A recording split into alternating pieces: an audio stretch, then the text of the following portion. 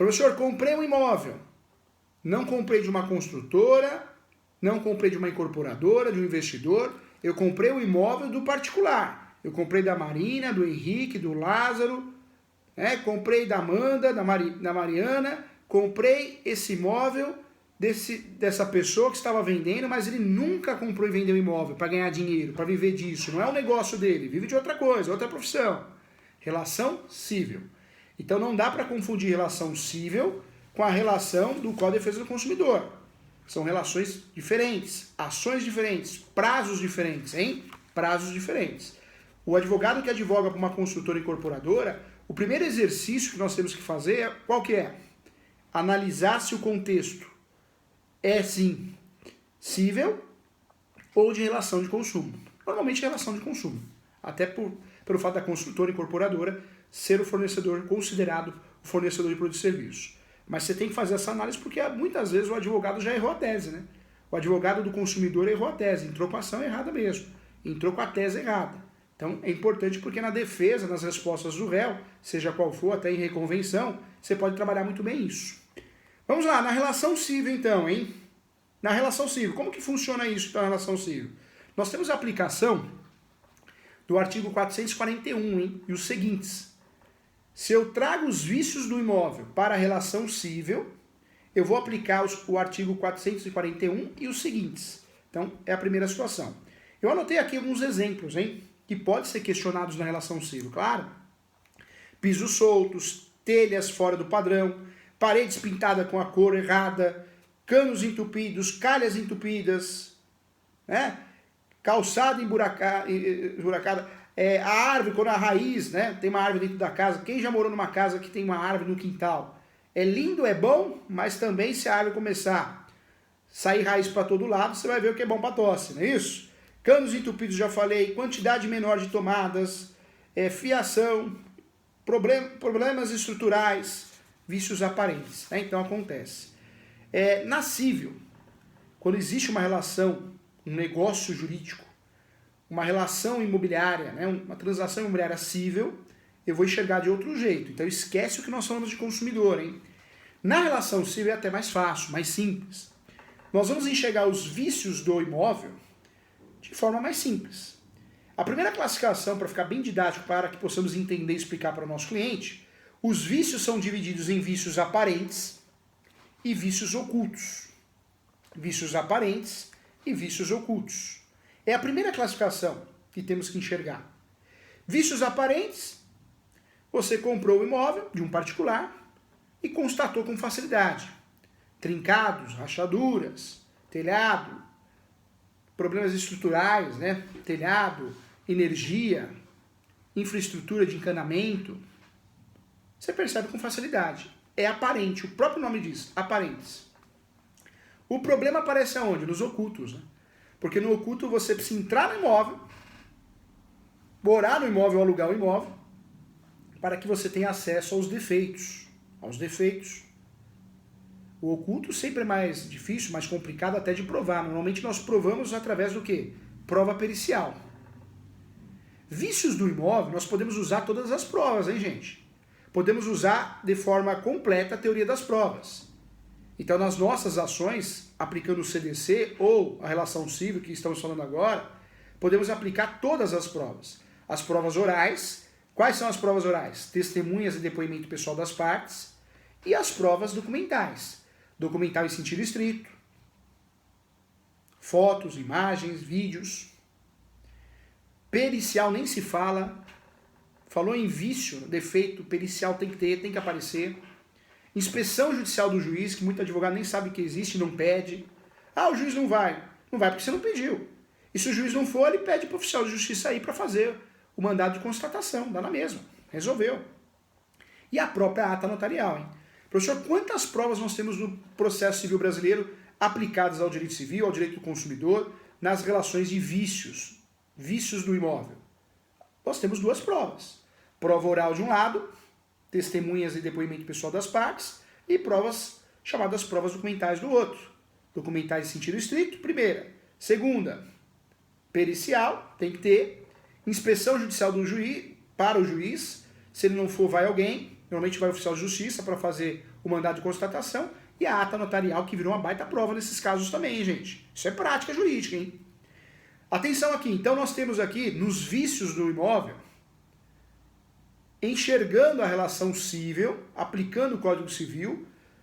Primeira classificação, vícios aparentes e vícios ocultos, que muitas vezes é confundido com o vício oculto lá com a defesa do consumidor. Atenção em relação a isso. Cuidado com os prazos aqui. Tem discussões jurisprudenciais, sim. Mas o primeiro prazo que aparece para nós aqui é o prazo de 1 ano do recebimento do imóvel. Nós já sabemos já que no direito imobiliário, receber o imóvel é a tradição. A entrega do imóvel significa a entrega da posse. No direito imobiliário, a tradição é a entrega do imóvel. Quando você entra no imóvel, foi entregue. Ocorreu a tradição. Então, o primeiro prazo que nós temos que ficar atentos aqui é o prazo de 1 ano, a contar do recebimento do imóvel. Cuidado que esse prazo, esse é o prazo prescricional para propor a chamada ação redibitória, hein, gente? Atenção aqui, hein? É o prazo prescricional nas relações cíveis, que é aquela ação que a gente pede o dinheiro de volta, a entrega do imóvel, né? Então, atenção a isso. Ou ainda a chamada ação estimatória que nós já falamos hoje, e que pede o abatimento proporcional do preço. Então, atenção a isso. É o primeiro prazo importante que deve ser levado em consideração. Quando o vício for oculto, nós também temos o prazo aí também de 1 ano, que começa a contar da data em que se descobriu o vício, o defeito. Então, 1 ano da data que descobriu o problema. Então, atenção aí. Volto a falar, temos discussões, temos entendimentos, uma discussão muito grande, polêmica em relação a esses prazos, hein? Mas é fato. Nós temos aí, conforme a doutora falou, o artigo 206, inclusive o parágrafo 3º. É o artigo que é aplicado nessas situações. Quero trazer uma outra classificação, que é em relação aos problemas com a segurança e solidez da obra, que aí também tem a ver com os vícios do imóvel, mas seria uma outra situação. Nós teríamos uma situação de manutenção, de benfeitorias, obra. Né? Quem nunca fez uma obra em casa e passou nervoso, né? Quando passa nervoso, tudo bem. O ruim é igual acontece numa série, não sei se vocês assistiram, Um Contra Todos. Né? O pedreiro foi pago pelo traficante e guardaram maconha, né, dentro do teto do forro. E o sujeito foi preso, inclusive na série ele é advogado. Tinham que humilhar o advogado, né? Na série era o advogado. Né? Então a série boa, não sei quem assistiu, assiste aí que você vai gostar. Vale a pena lembrar também o 618, hein, gente? Artigo 618 do Código Civil. Por quê? Aí eu tenho uma situação da garantia de 5 anos. Então a relação cível, se existe uma relação cível nessa segurança da obra, da solidez da obra, existe sim um prazo diferente, 5 anos, conforme o artigo 618, que merece nossa atenção aí também, tá? Cuidado, porque nós devemos entender o prazo de 5 anos como um prazo de garantia e não de prescrição, tá? Então não faz essa confusão não, senão você vai confundir com a defesa do consumidor. Não, 5 anos é o prazo de garantia, por isso nós temos essa diferença no prazo, tá? Na relação cível ainda, no que diz respeito a vício de imóveis, vale a pena lembrar que o prazo decadencial para propor a ação é de 180 dias a partir da data que o dano ficar evidente. Então, também ponto relevante, porque o dano deve ser evidenciado dentro do prazo de 5 anos da garantia. Então, 2 prazos então, atenção. Descobriu o dano, 180 dias para propor ação, dentro dos 5 anos. Tá? Então, atenção em relação a isso. Outros prazos que devem ser levados em consideração também, tá? Os problemas com a medida do imóvel. Aí eu vou aplicar, sim, o 500 e 501. Se eu estou falando de problemas com a medida, a metragem do imóvel, eu também tenho que ter atenção, porque os artigos que eu vou trabalhar para usar nas minhas ações, as teses, é o artigo 500 e 501. Então, muita atenção em relação a isso também. Vale a pena ficar atento. Volto a falar, o furto de metragem é algo novo, hein? Nós temos várias teses novas, né, gente? O direito imobiliário registral sempre inovando. No uso capião, nós temos a citação frontal, que é o vizinho da frente. 3 procedimentos, extrajudicial, administrativo, né, e o judicial. Mais de 36 modalidades ou espécies. E agora uma citação nova no uso capião, frontal, do vizinho da frente. Outra tese nova. Pós-graduação a gente tem que saber todas as teses novas, hein? Posse alternada, né? Posse alternada é aquela que eu frequento imóvel a cada 6 meses. Ela é híbrida, ela é direta e indireta ao mesmo tempo. Posse alternada, que alguns acham que seria sinônimo da posse chamada posse alternada e a posse alternativa. Mas alternativa eu não vejo. No meu livro eu uso alternada, porque alternada é o termo que hoje nós temos aí em decisões já. Senão fica muito confuso. Outra situação também, objeto de estudo, é o furto de metragem. Furto de metragem, professor, mas tem aí o percentual de 5% da medida, né? Faz parte errar 5%. Se for uma visão de boa fé, sem má fé. Se a gente enxergar má fé, aí não tem nem esse limite de 5%. Uma construtora, uma incorporadora que constrói um imóvel e rouba, furta, né? Roubar não, furta, o termo adequado. Furta 5%, 10%, ela está agindo de má fé. Porque você imagina uma construtora, uma incorporadora que mostra para você, vende um projeto para você, que é o contrato qual que nós falamos aqui? É o contrato de promessa ou compromisso, hein? Qual que é o contrato? Professor, comprei um imóvel na planta. Qual que é o contrato correto segundo a visão do direito imobiliário e do direito registral? Não a visão puramente civil, dos doutrinadores cíveis, né? Promessa, boa Marina, boa Vanessa, Henrique, legal, valeu a aula, ganhei, ó, até arrepiou, o professor arrepiou de emoção. Gosto assim, hein? Gosto assim, promessa. Quando eu compro imóvel na planta, quando eu faço um contrato, né, para uma construtora, para uma incorporadora, o correto é promessa. Professor, comprei um imóvel direto com a construtora, incorporadora, sempre vai ser promessa? Depende. Se o imóvel não foi construído, promessa. Se ele está no papel, né, se só existe uma expectativa de direito, uma venda de fração ideal, promessa. A partir do momento que o empreendimento é construído, sai o habite, já tem gente morando, eu consigo ver, consigo pegar, consigo entrar, consigo sair, se torna um contrato de compromisso se for parcelado. Se você participa de uma negociação pagamento à vista, em até 30 dias, compra e venda. Olha como fica mais fácil de entender assim, né, gente? Fica mais fácil. Vamos lá, então revisão aqui, ó. Atenção, hein?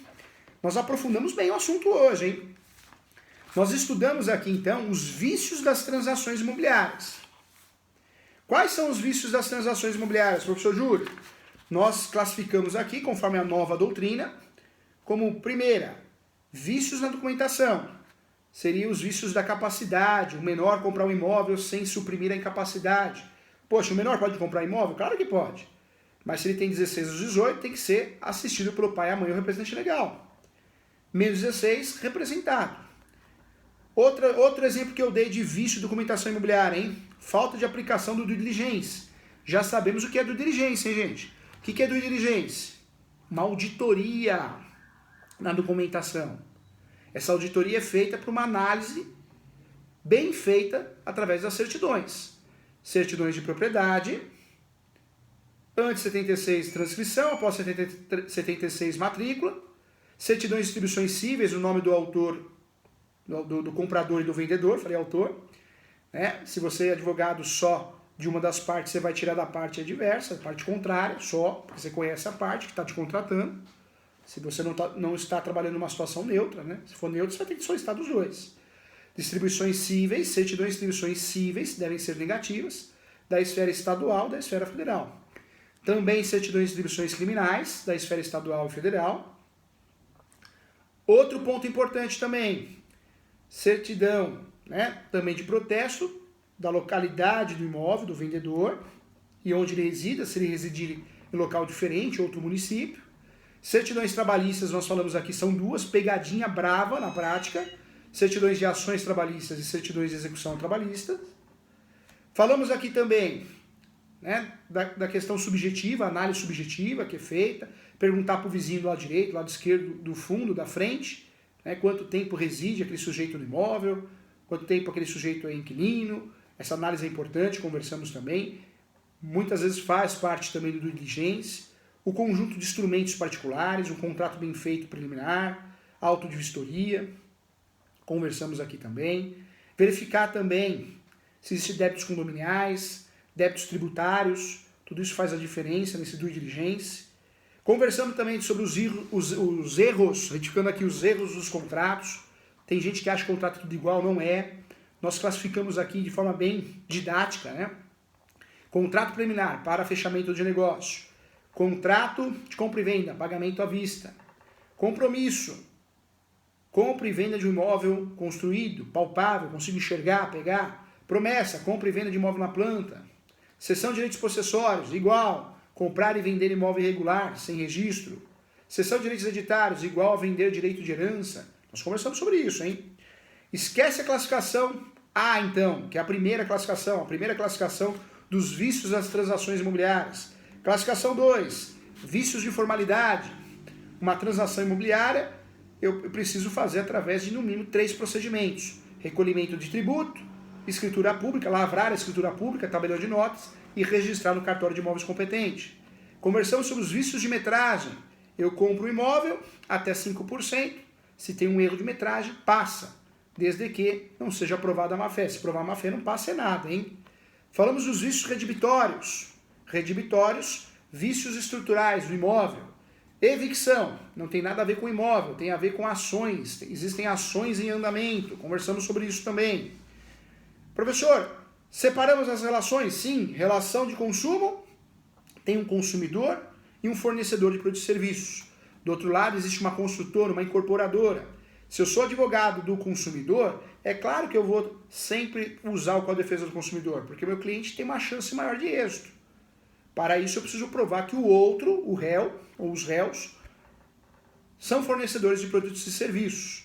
Eu já falei aqui, se você comprou um carro e você vai processar essa pessoa que você comprou o carro, porque ela te enganou, se você conseguir provar, achar em algum lugar que ela vende, compra e vende carro, fica mais fácil. Fica mais fácil porque nasceu aí uma relação de consumo.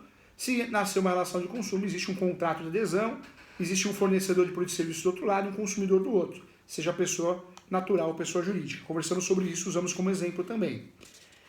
Conversamos aqui também sobre prazos, né? São muitos, né? Muitos prazos, os prazos da relação do consumidor e os prazos na relação civil. São prazos diferentes, ações diferentes e teses diferentes, hein? Gente, aprofundamos bem o assunto, hein? Aprofundamos bem o assunto, muito bacana.